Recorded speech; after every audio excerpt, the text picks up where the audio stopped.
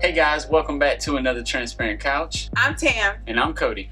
And welcome to the Transparent Couch. Listen, guys, this is our channel. And on our channel, we talk about all things faith, family, and fun. But on the Transparent Couch, it's important that you know it's not about where you're sitting, but who's sitting with you.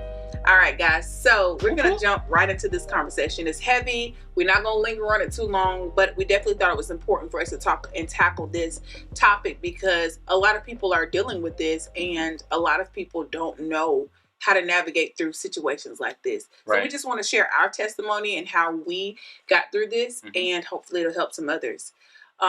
So extremely long story short, guys.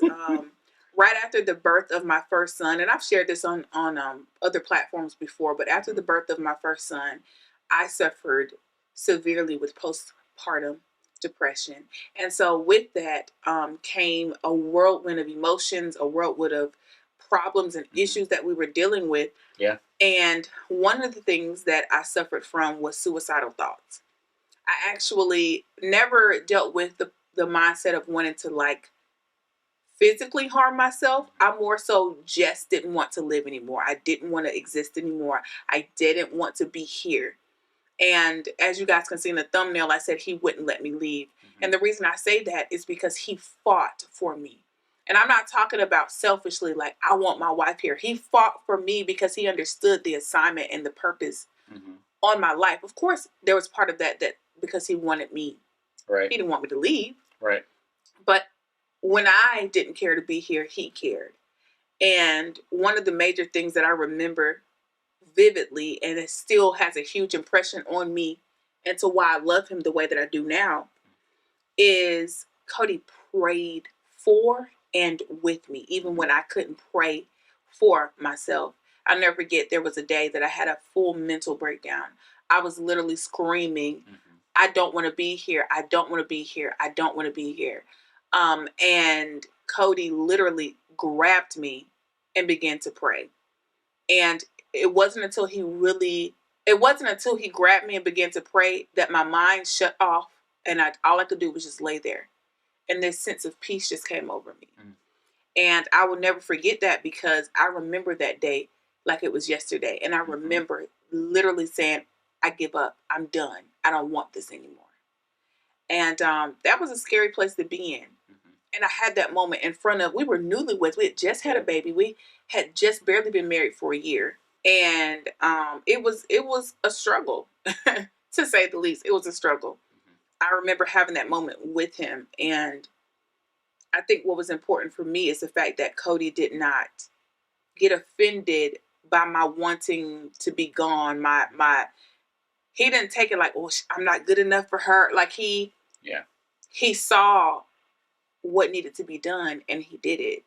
I don't know, babe, how was that experience for you? We don't talk about that too often, like how it affected you. But that moment I was going to bring up because where you said that you were never going to physically harm yourself. Part of the reason why I grabbed you, I don't know if I've ever told you this, is because I didn't know whether you was going to or not. You have told me that before. So where she knew, hey, I'm not, it's just a feeling of not being here. I never had the thought of physically. I didn't know that. So, and part of that is because, and I've never really fleshed this out before, but part of it is because the girl I was with before her did struggle with harming herself, self-harm. So I didn't, it says I didn't correlate those two until this moment, but I didn't know what she was going to do. So I was just grabbed and I'm going to grab it. I'm going to do the one thing I know to do, which is pray.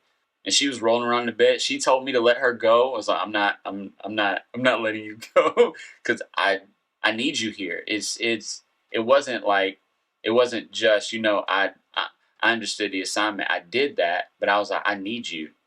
And the world needs you, and you can't just step out of here. But yeah, I personally didn't know, and that's why I grabbed you in that moment. And I think in that moment, I didn't know what I was capable of. Yeah. I mean, I wasn't having thoughts of harming myself, but in that moment, I didn't know what I was capable. I was scared myself. And as I was saying the things I was saying, I remember my inner self, my spirit saying, why are you saying that? Why are you saying that? I couldn't stop it though. It just kept coming out. And so I think it's important that you understand when people around you are dealing with mental health issues, that you don't make it personal. Yeah. That you say, they need my support. And support is not me pointing the finger and saying, well, why are you depressed? Have you considered that you're doing this? Support is, I can see where you're lacking, what areas you're struggling in, and I'm going to pray for you. I'm going to be a listening ear for you. I'm going to offer assistance.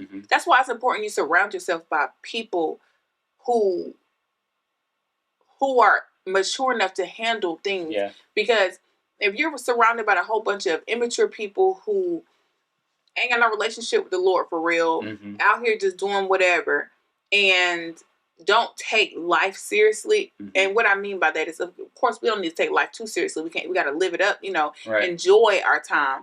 But you take it, you're careless to the point where you ain't worried about nobody but yourself. Right. You just out here doing whatever. It's important who your circle is. And you have to pray and ask God and ask him to give you discernment on who to put in your path. And who in your circle is really for you. And that includes everybody. And let's be clear, sometimes support does flesh out, and having that conversation, hey, this, like, you deal with depression, so you need to stop doing X, Y, and Z. But you can only have that conversation after that person knows that you truly care about them. And that comes from being there and doing the things that she was talking about, trying to help them through it and all of that. Because sometimes you do have to have those tough conversations. But also, here's another thing, discernment. You have to know when to have those tough conversations. And it's not in the middle of a breakdown, you got to know when to have those type of conversations too. Yeah, somebody's in the middle of crying, saying they want to end their life, and you're like, well, you really haven't been doing the best that you. Whoa. Yeah. That's timing is everything. Right. And I think that's important. And I mean, Cody was young; he had never experienced that before me. No. But it was important that he had that discernment to know that. And so, what am I saying here? This is what I'm saying. We struggled through that for years. I was depressed for years, and I still have moments where I have what they call seasonal depression, or sometimes it just comes and goes. And you haven't slipped back to that, thank God. But it comes and goes for me at times, and I know how to handle it. I've been in therapy for 8 years now, same therapist, and it comes and goes, but I know how to deal with it. First of all, I know to pray. Second of all, I know practical steps. I have myself in counseling. But I think it's important that to do those things and to take those steps. But like I was saying, we struggled with that for years. And in struggling with that, I believe it brought us closer because I understood and he understood that it was important that we continued to fight. Right. I was fighting for myself. He was fighting on times where I couldn't fight for myself. And so that was important. And I think I'm grateful to Cody that he didn't let me leave, because man, look at all what God has done. Right. And so anyway, we just wanted to share this with you guys. There's so much more we want to share, so many other things we want to unpack. And we want you guys to comment below. What are some topics you want us to talk about? Let us know in the comment section what you want us to talk about. There's nothing that's off the table. And if we're not comfortable talking about it, we'll just say we're not comfortable talking about it. But for the most part, this is the transparent couch. So, hey, you pretty much have us, whatever it is you want to talk about. So until next time, all hearts and minds clear? Yes. We'll see you guys in the next video. Make sure you comment below. Let us know what you want us to talk about. And also make sure you hit that subscribe button and that notification bell so you can see all of our videos that are coming out. We'll see you guys in the next video. Love you. Love you all. Bye. Deuces.